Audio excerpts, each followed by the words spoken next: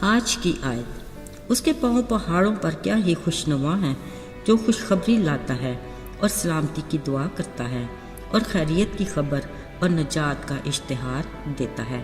یسایہ 52 باب 7ویں آیت۔ عزیزو، کوئی خبر اچھی ہو یا بری، وہ معلومات ہیں جس سے باخبر رہنا ہر کوئی پسند کرتا ہے۔ خبر رسانی کے سلسلے صدیوں پرانے ہیں جو ہر دور ہر زمانے میں اپنی حیت بدل کر آج کے جدید دور میں آن پہنچے، جس کے کئی طریقے ہیں۔ بس ایک بٹن دبانے کی دیر ہے، دنیا جہان کی ہر پل کی خبر ہم تک پہنچ جاتی ہے۔ اب خبر اچھی ہے یا بری، اس کی اپنی ایک اہمیت ہے، لیکن ظاہری بات ہے بری خبر دل کی پریشانی اور ماحول کی ناخوشگواری کا باعث بنتی ہے۔ اس کے برعکس اچھی خبر من کو خوش کر دیتی اور ہر سننے والے پر اچھا اور مثبت اثر ڈالتی ہے۔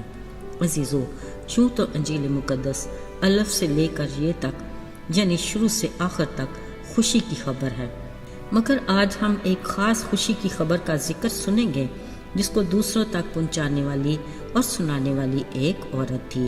یہ یسوع مسیح کی صلیبی موت کے بعد قبر میں رکھے جانے کا واقعہ ہے۔ جب یسوع کو قبر میں رکھے سبت کا دن گزر گیا تو یسوع کو پیار کرنے والی چند خواتین، جن میں مریم مگدلینی، یعقوب کی ماں مریم اور سلومی نے خوشبودار چیزیں مول لیں اور قبر کی طرف چل پڑیں۔ یہ صبح سویرے ہی ابھی سورج نکلا ہی تھا کہ اپنی پوری تیاری سے یسوع کی قبر کی طرف رواں دواں ہوئیں۔ ان کی فکر صرف وہ بڑا پتھر تھا جو قبر کے منہ پر پڑا تھا۔ جب وہ ذرا قریب پہنچی تو ان کی حیرت کی انتہا نہ رہی۔ دیکھا وہ پتھر تو ایک طرف لڑکا پڑا ہے۔ جو ہی انہوں نے اندر جھانکا، ایک جوان سفید جامہ پہنے اندر بیٹھا تھا۔ یقیناً وہ انہی کا منتظر تھا۔ اس نے ان سے کہا، ایسی حیران نہ ہو، تم یسوع ناصری کو ڈھونڈ رہی ہو نا، جو مصلوب ہوا تھا؟ دیکھو وہ یہاں نہیں، کیونکہ وہ جی اٹھا ہے۔ اب تم جا کر اس کے شاگردوں اور پترس سے کہو کہ وہ تم سے پہلے گلیل کو جائے گا، تم اسے وہیں دیکھو گے۔ عزیزو، یہ ایک بڑی اور خوشی کی خبر تھی جس کو ہر صورت میں پہنچانا ان کا فرض تھا، مگر مرکز کی انجیل میں لکھا ہے کہ وہ قبر سے نکل کر بھاگیں، کیونکہ لرزش اور ہیبت ان پر غالب آ گئی تھی۔ اور بھی حیرانی کی بات یہ کہ انہوں نے کسی سے اس بات کا ذکر بھی نہ کیا۔ شاید انہیں ڈر کے مارے خود پر بھی اس خبر کا یقین نہیں تھا، مگر ان عورتوں میں سے مریم مگدلینی قبر کے آس پاس پھرتی روتی رہی۔ وہ یقینی اور بے یقینی عجیب الجھن کا شکار تھی۔ اچانک اس سے کسی نے پوچھا، آئے عورت، تو کیوں روتی ہے؟ اس نے کہا، میرے خداوند کو اٹھا کر لے گئے، معلوم نہیں کہ اسے کہاں رکھا۔ یہ کہتے پیچھے مڑی ہی تھی کہ اس نے یسوع کو کھڑے دیکھا اور اسے باغبان سمجھ کر پوچھا، میاں، اگر تم نے یسوع کو کہیں رکھا ہے تو بتا دو۔ یسوع نے روتی پریشان حال عورت کو نام سے پکارا، کہا، مریم۔ اس آواز سے مریم مگدلینی نے فوراً پہچان کر کہا، ربونی، یعنی آئے استاد۔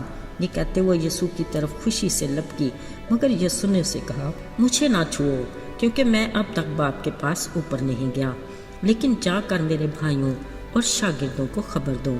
عزیزو، یہ مریم مگدلینی وہ عورت تھی جس سے یسوع نے 7 بدروحوں کو نکالا تھا۔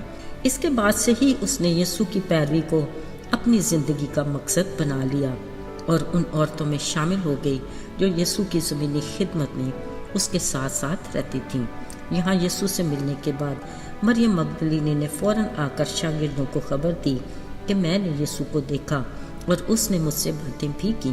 عزیزو، کس قدر خوش نصیب تھی مریم مگدلینی جس نے یسوع کو مردوں سے جی اٹھنے پر سب سے پہلے دیکھا، بلکہ باتیں بھی کی۔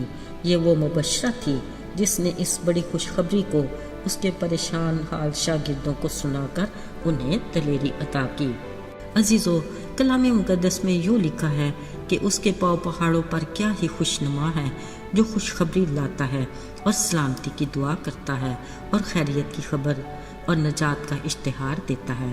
یاد رہے، ہم بطور مسیحی یسوع کے ایسے ایلچی ہیں جن کو آسمان کی بادشاہی کی خوشخبری اور نجات کے پیغام کو دوسروں تک پہنچانے کی ذمہ داری دی گئی ہے۔ دیکھنا یہ ہے کہ کیا ہم اپنی ذمہ داری کو اچھے سے نبھاتے ہیں یا وقت اور حالات کی نزاکت کے باعث डरे सहमे सच और हक को बयान करने से कासर हैं।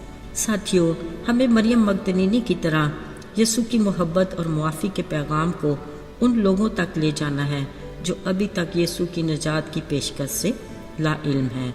याद रहे, खुदा का फरमान है, बाज़ लोगों पर जो शक में हैं रहम करो और बाज़ को झपट कर आग में से निकालो और बाज़ पर खौफ खा कर रहम करो। खुदा हमें ऐसा ही करने की दिलेरी अता करे, आमीन। आइए दुआ करें। आए आसमान और ज़मीन के खालिक और मालिक, कारखाना कुदरत को मुनज़्ज़म तरीके से चलाने वाले, हम इल्तिजा करते हैं कि हमारी ज़िंदगियों को भी अपनी मर्ज़ी के मुताबिक मुनज़्ज़म तरीके से बसर करने की तौफ़ीक अता कर।